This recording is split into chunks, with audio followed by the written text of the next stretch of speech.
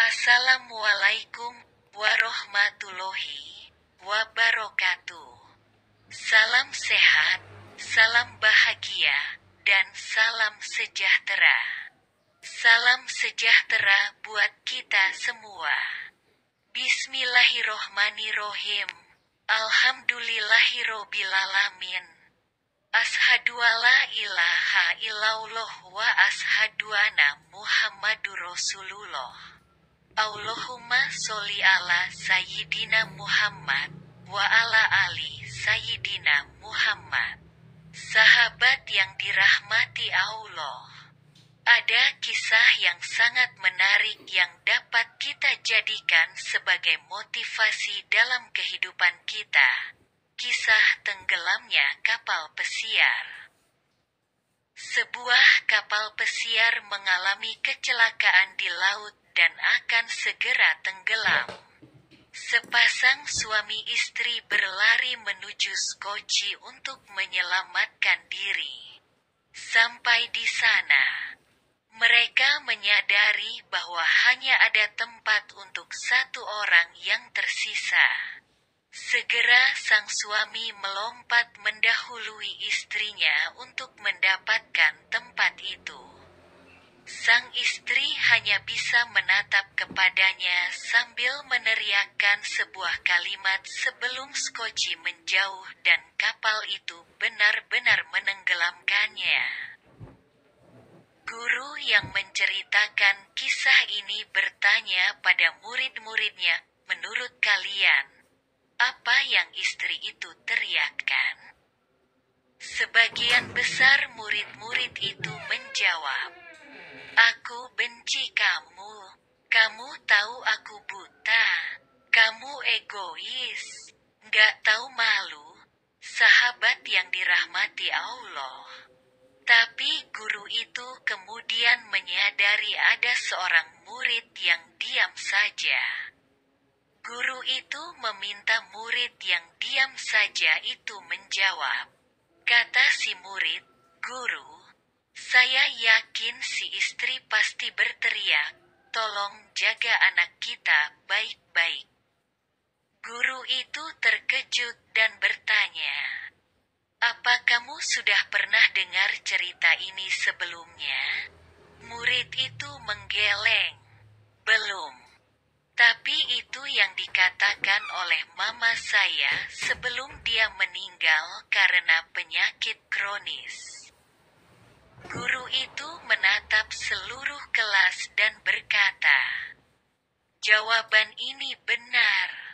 Kapal itu kemudian benar-benar tenggelam dan sang suami membawa pulang anak mereka sendirian.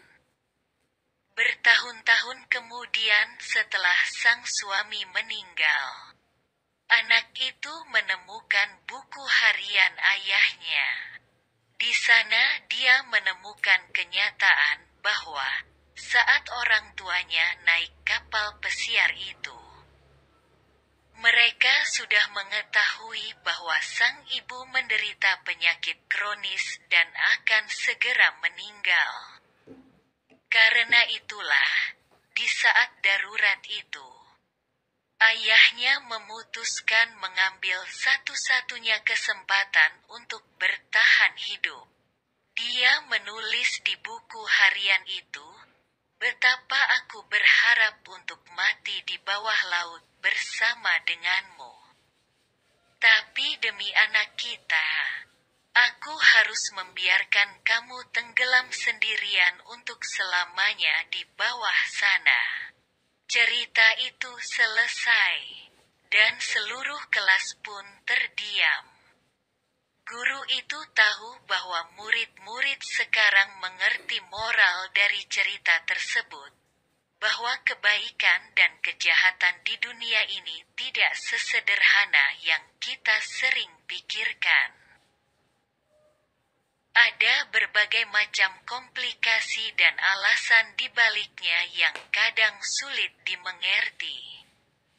Karena itulah kita seharusnya jangan pernah melihat hanya di luar dan kemudian langsung menghakimi. Apalagi tanpa tahu apa-apa.